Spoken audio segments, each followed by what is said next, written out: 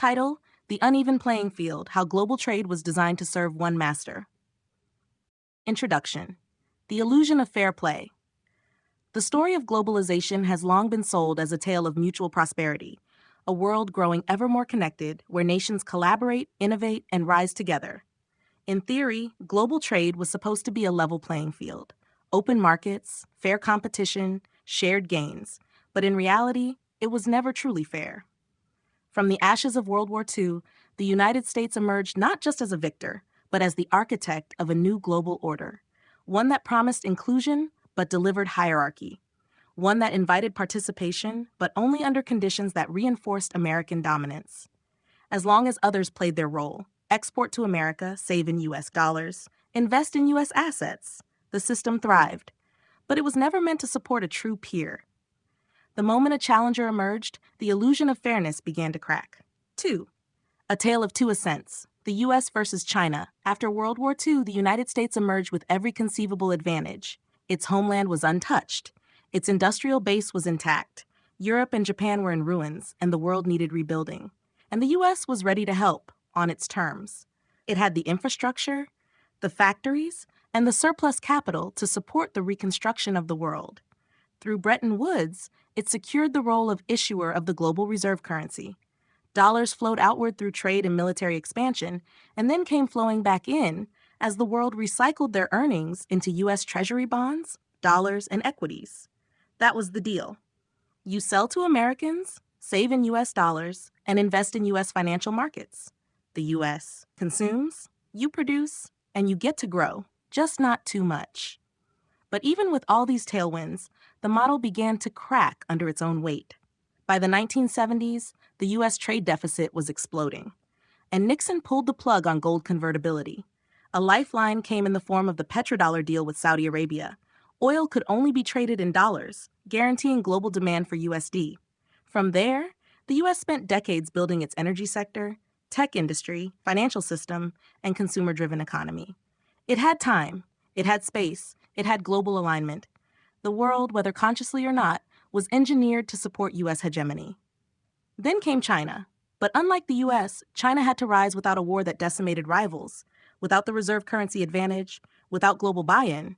In fact, it had to rise despite tariffs, trade wars, and open hostility from the very system that welcomed it when it stayed in the role of low-cost manufacturer. China built roads, ports, and pipelines, the Belt and Road Initiative, to engineer its own demand. It climbed the value chain from sweatshops to semiconductors, from cheap toys to EVs, AI, and biotech. And when it started beating Western firms at their own game, producing high-end goods at lower prices, it triggered a global backlash. Suddenly, globalization was over. Tariffs soared, protectionism returned, supply chains fractured, inflation rose as duplication replaced efficiency. The consensus was broken. It was okay for China to serve, but not to lead. Okay to produce, but not to innovate. Okay to support the system, but never to challenge its architects. And that perhaps is the clearest signal that the global economic order was never designed to be truly competitive. It was designed to be hierarchical, with one seat at the top. Now that seat is contested, and the system itself is coming apart. Number 3, the system cracks and reveals its fragility. The backlash against China's ascent didn't come because it broke the rules. It came because it followed them too well. It did what economic textbooks recommend. It moved up the value chain, invested in infrastructure, developed its own tech ecosystem, and created demand through strategic trade. But when success came, the system panicked. Suddenly, the rules changed. Tariffs, export bans, sanctions, IP restrictions, a full court press to stall the rise of a legitimate competitor. This raises a fundamental question. What kind of system collapses when one player gets better? A truly robust system should reward innovation, not retaliate against it. Yet what we saw was fear, not adaptation. The uncomfortable truth is that the global system was never truly open. It was selectively permissive. A network of arrangements designed to consolidate economic power and preserve geopolitical control. And when that control was threatened, the mask slipped. This content is brought to you by Bobby Giggs. Promote your brand here and reach a wide audience across platforms like YouTube, Instagram, and Facebook. Follow the links in the description to get started. 4. Don't cheer for empires. Demand better systems. Let's be clear, this isn't about choosing sides. China is no utopia. It is an authoritarian regime where freedom of speech is suppressed, political opposition is silenced, and transparency is elusive. The Belt and Road Initiative, while promising, may eventually reveal its own imperial ambitions. But America is no longer the freedom-loving, opportunity-rich champion it once claimed to be. It has become a bloated empire of monopolies, surveillance, and financial engineering. It uses the dollar and its tech giants as levers of control.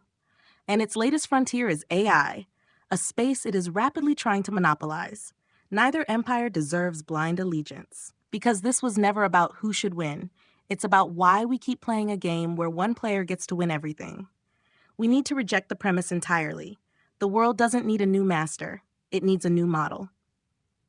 5. The AI frontline, a battle for the future. Nowhere is this struggle more visible than in artificial intelligence. The United States, through firms like OpenAI, is building powerful models behind closed doors, prioritizing control, profit, and alignment with government interests. China unexpectedly struck a blow for openness with the release of DeepSeek, an open-source AI alternative that undercut the American narrative of superiority. It was a powerful gesture, one that hinted at a more decentralized and accessible future. If AI becomes monopolized by governments and corporations, it will be weaponized, used to suppress, manipulate, dominate. But if AI remains open, decentralized, and community-driven, it becomes a tool of liberation. The question isn't which country wins the AI arms race. The question is who gets to use it and for what purpose. 6. The way forward. Open systems, hard money, real sovereignty. This is the moment to rethink the foundation, to stop rooting for empires and start building systems that can't be co-opted. Hard money, Bitcoin and gold, resilient, transparent, and immune to political tampering. Open source AI, community-controlled, censorship-resistant, globally accessible. Sovereign infrastructure, energy, compute, and manufacturing that isn't outsourced to a rival or a monopoly. Aligned incentives, systems where value flows to creators, not rent seekers. This is the path to real sovereignty, not just for individuals, but for nations. A world where no single actor can dominate because the architecture itself prevents it. 7. Final takeaway. Let them fight for the throne. Let the US and China wrestle for global dominance if they must. But we, the rest of the world, the builders, the sovereign individuals, the innovators, are not playing that game anymore. We're not rooting for empires. We're building something beyond them. A world of open systems, real incentives, and no more masters.